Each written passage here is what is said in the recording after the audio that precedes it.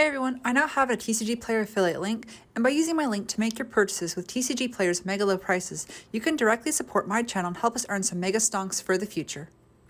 So I took a few days break only to come back and see that my month-long journey of trying to get monetized on my channel has actually gone through, and this channel is currently monetized.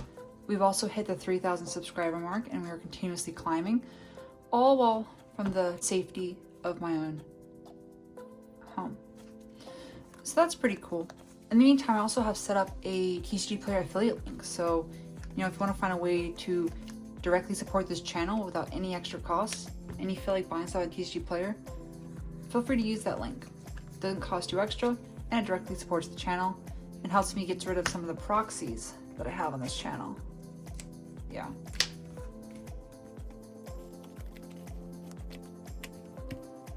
In the meantime that I have been gone, I've been doing a little bit of experimenting, trying to find a way to do the hand loop, while also starting with the anti-Nibiru combo, the Teus Dragoon, Search Pike, and Neptibus, and I found a way to do it. There is a tiny issue in the combo that's unavoidable, but if you do it correctly, there's no chance of your opponent winning.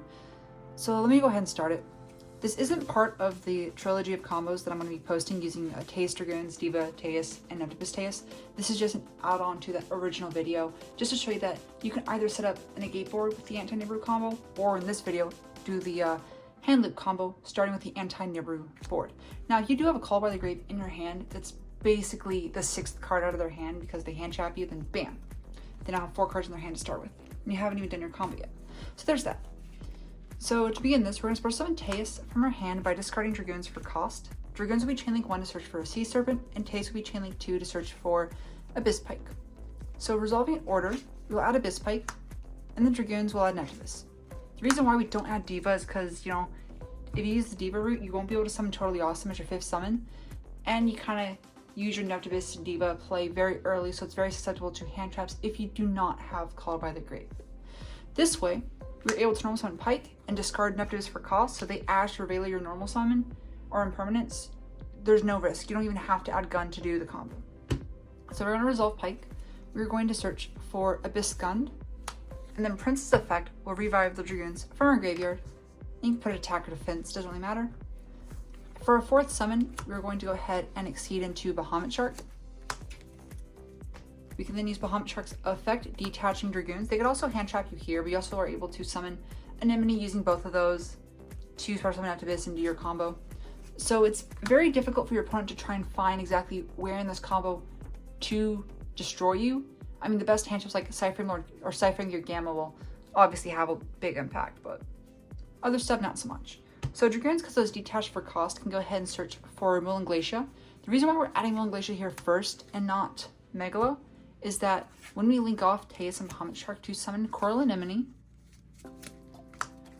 we won't risk special summoning Neptibus and getting hand trapped, because we already have 5 Waters in Grave. We can just drop them on Glacia, and if we hit one of their hand traps or something, the first one's been in the far left zone, so we're not going to get rid of him for a while. This way we can get rid of 2 of their hands, or 2 cards out of their hand first, and then have the assurance or safety to revive the Neptibus using Coral Anemone's effect. We'll then use Neptibus's effect. If they try to hand trap or Nibiru or whatever, you do have a Totally Awesome to take it out, but we want to save this for the chance of them having Nibiru or something later. So Neptibus will send Dragoons for cost to add Dragoons, then Dragoons' effect on a new chain will add Abyss Megalo. Before we use Megalo, this is where the issue comes in play. We will link off Mullin Glacia in this combo, losing our battle phase next turn. However, like I said, if you do this correctly, that won't be an issue because you'll have 3 negates or 3 interruptions on board. So we use Megalo's effect to special summon himself from the hand by discarding Gun and Dragoons for cost. If it resolves, he summons himself. Dragoons will be Chainlink 1 to add, Gun Chainlink 2 to special, Megalo Chainlink 3 to search. Let's go ahead and search Sphere. He's part of our 3rd interruption combo. Gun will special summon Teus from our grave. And Dragoons will go ahead and search for Lapis Dragon. We search Lapis Dragon, and his own effect will special summon himself from our hand. We can then link off both Mistar Boy and Lapis. The reason why we didn't summon Abyssalacia, and we have to play the Mistar Boy here, is because Abyssalacia requires Sea Serpents, Fish, or Aquas, and Anemone is a Cybers type monster.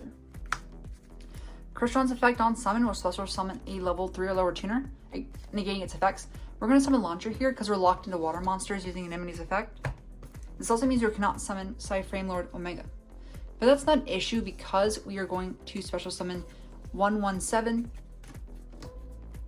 Trishula, Dragon of the Ice Barrier. On summon, he will banish one of the cards you sent by Moan Glacia, as well as another card from their hand, so they now have two cards banished, one card in the graveyard, and two cards in their hand. Next, we will use Fishborg's Launcher, because everything in our graveyard is a water type, to special summon himself without any cost, to Synchro using Megalo, and he gets banished, to special summon the new Adamacia Rise or Adamancipator Risen Dragite. He is your spell and trap negate. So with 4 cards in hand, we can go ahead and set Abyssphere and pass to the opponent's turn. During the opponent's turn, we can use Abyssphere, or they can do something first and chain Needle Fiber. So let's say this is Chainlink 1, Chainlink 2, it doesn't really matter. That's because Desert Locust cannot miss time. We'll special summon Locust up here because we kind of want to keep it out of the way. And Sphere will special summon a level 3 Mermail monster. You can play Lend, you can play Gun, you can play whatever. Choosing 2 guns so they're never dead, you can always use them because discarding them for a Crocosaur, discarding them for a Megalo, or discarding them for Brionac all triggers her effect. So having multiples isn't too bad. And then his effect will go ahead and discard a card from their hand, putting them down to 2 cards if they didn't use a hand trap or bait something out. And then we'll use his second effect to quickly synchro summon into a level 9 monster. Our card of choice is Ravenous Crocosaur Arquidus. He is a new monster in Eternity Code, which is dropping in May. Basically, his effect on summon, you can draw cards equal to the non-tuners used for his summon.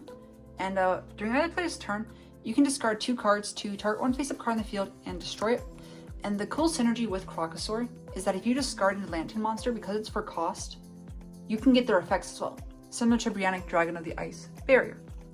So if you use his effect during the opponent's turn to, let's say, discard Infantry Gamma to destroy a card, and Atlantean Infantry's effect will also trigger destroying an additional face-up card.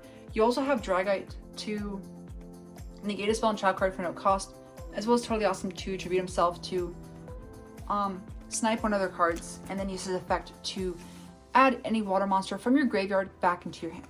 Needle Fiber is banished, that's my mistake. So let's say you could add Lapis to special summon himself, you could add Dragoons, you could also add Anemone, you could also add any of your Atlantean or Pike monsters. Let's say, for example, we can go ahead and add Abyssteus because we have Diva in our hand. During our turn, we can go ahead and draw. Oh, it's Pot of Avarice, that's pretty good. So while we did kind of stop their plays, we negated 1 card, Totally Awesome, blew up another card, negated a spell and trap card. That's enough interactions to cover 7 cards. So during this follow-up play, you could overlay Crocosaur with Trishula to summon one of 2 Exceed monsters. You could summon Enter Blathner to steal another card by attaching material by banishing it. Or you can go ahead and summon Calamities to ensure that your opponent cannot recover from anything next turn. We already played these cards in the deck, this more so than Enter Blathner. So while you did link off Moan Glacia, you definitely have monsters to prevent your opponent from making a comeback. It also protected from Lightning Storm, which is a popular side deck card, so you don't have to worry about that. Their turn, they'll draw a card, use his effect. Say you detach Crocosaur, you can revive it with Anemone. They can't do anything, you draw for turn. Let's say we use Avarice and shuffle everything back. Draw 2 more cards.